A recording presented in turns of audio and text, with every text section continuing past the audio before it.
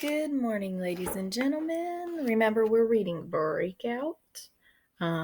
It's about a really small town with a prison, and the main characters are Nora Tucker and Lizzie Bruno and Elodie.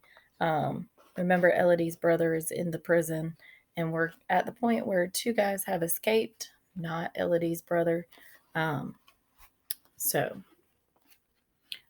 and Lizzie and Nora were trying to write for the time capsule project some details.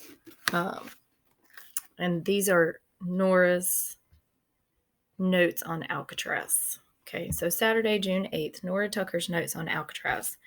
Most famous Alcatraz escape attempt: Frank Morris, John Anglin, and Clarence Anglin in 1962 sharpened tools and used them to dig out of their cells, went down to the water, made an inflatable raft out of raincoats. How? Launched homemade raft into bay, probably drowned, but nobody knows for sure. Their bodies weren't found.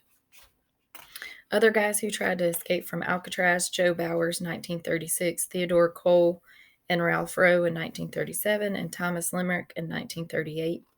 To be continued later because Mom just came in and said we can go to the market as long as we're home by dinner time. Remember, the market is where Nora's brother works, her older brother. All right, Saturday, June 8th, letter from Elodie Jones. Dear future Wolf Creek residents, this is the third of 5 letters I have to write to you. For extra credit, yes. I did mean to say have to. I know extra credit is supposed to mean something that's optional, but if you think that's how it works around here, you've never met my mom. Even though I didn't get into that fancy school I applied to, she says I can go to any college I want as long as I don't slack off and start making bad choices like skipping extra credit assignments. Anyhow, this will probably be my most interesting letter because 2 inmates broke out of the prison last overnight. A state trooper came to our door this morning and asked Mama if we'd seen or heard anything. We didn't. Mama asked the trooper who the inmates were, but he wouldn't say. He told us to lock the doors, and Mama said okay, as if we didn't do that anyway. Do you Wolf Creek people not lock your doors unless the police make a special point to say so? That's not too smart. The trooper asked if he could look in the garage we share with the other renters, and Mama said sure, so he did that and then left. I turned on the TV news and found out that the 2 men who escaped were both older guys who are in prison for life. I hope they catch them soon and nobody gets hurt. Sincerely, Elodie Jones. Saturday, June 8th. Letter from Elodie to her brother Troy. Dear Troy, we're supposed to come see you today, but we can't because 2 guys broke out of your prison. Have you heard about that? You must have. It's not like people break out of that place every day. When I first heard, I was so scared it might be you and you'd get hurt or die or killed. We were on our way to the prison when we found out visiting day got canceled. Mama had your big bag of Starbursts and stuff all packed. We were going to get there right when visiting hours started, but we didn't even make it to the end of the street. The cops were stopping every last car. When Mama pulled up, they looked in the back seat and asked where we were headed. She told them, and one guy laughed. The other guy said there wouldn't be visiting hours for a good long time. So we went home. Mama just left for work. She says I can eat your Starbursts. She'll get new ones whenever it turns out we can see you. Did you know those guys who broke out? You probably can't answer that. Probably shouldn't, even if you can. Probably I won't even send this letter. Mama says you won't be able to get mail for a while either. I guess I'm just writing so it feels like I have somebody to talk to. Everybody at home is busy with end of school stuff, and there's nobody here. I don't know any of the kids, and Mama's busy with her new job and church stuff. You know, that's part of the reason we had to come here, right? Mama's church friend, Mrs. Gonzalez, moved here last fall so she could visit her husband more, and she said Mama and I should come too. That wasn't supposed to happen, though. We were supposed to stay in the Bronx. I was supposed to go to Morgan Academy, this fancy school you have to apply to get into, and everything was going to be great. Mama was going to be 10 kinds of proud. Only then I didn't get in. I worked so hard on that application and wrote it all fancy. I wrote about reaching for the stars and working hard and being grateful for opportunities. Exactly what I figured they'd want at a school like that. But then the letter came in the mail saying I didn't get in. I still don't get it. My grades and test scores and everything were fine. I guess they didn't like my essays or something. Mama decided that letter was God's will telling her we ought to move up here to be closer to you and Mrs. G after all. So here we are, and now she can't see you anyway because those guys got out. I hope you don't know those two. I hope it happened far away from you because it sounds like the kind of thing that could get everybody in trouble. And you definitely don't need more trouble than you already have. None of us do. Did I tell you I started school here this week?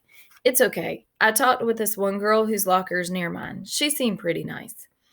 I won't ask you how it is in there. I know it's awful, even though Mama says it's not so bad, and you'll be getting out. You'll be you'll be okay getting through your 15 years.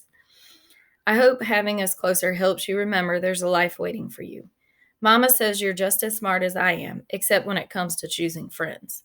She says you'll be able to take college classes when your time's up, sooner if you win your appeal. I used to think Aunt Mayo was right about that being a silly dream, but I keep thinking about that Hamilton guy I told you about. You would have liked that play. Even though it was about dead white guys, the actors and actresses looked like us. It was your kind of music, too, rap and hip hop. It was so good, even I liked it. And I don't usually like that stuff. In one of the songs, Hamilton said he never thought he'd live past 20. I'm pretty sure he ripped that line off from Kanye. But it made me forget that the story happened so long ago.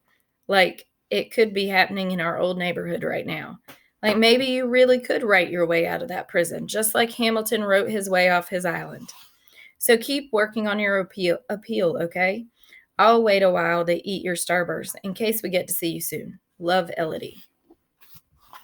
Saturday, June 8th. Signs on door of Joe's Mountain Market. I took these photos on my phone Saturday, June 8th, but some of the signs have been up longer than that. And so here's the sign, and it says, welcome, law enforcement and media, best subs in town, half $2.50, whole $4, extra meat $1.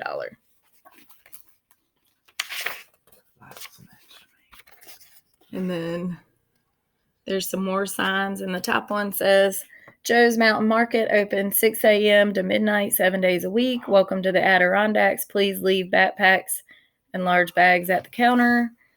And this one says, right here, there's two signs in that one. The little sign says lawn mowing, garden weeding, odd jobs, call Jason at. And you can pull the little phone number part. And then that one says Adirondack Adventures with Jesus, Vacation Bible School, June 24th to 28th, Wolf Creek Community.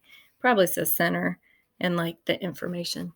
And then the last one says, see, the camera not so good today. There we go. Oh, it's a kitty cat.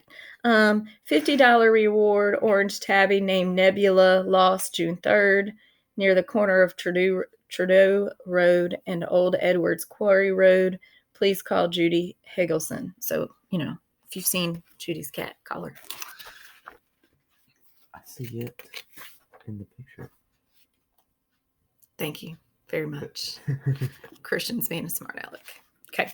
The next is an article, so we're going to save that for tomorrow. It's a parody article, so she's making fun of the news. If Donald Trump's words would be fake news. Okay. All right. So there you go. We will pick up there on page 57 tomorrow, y'all.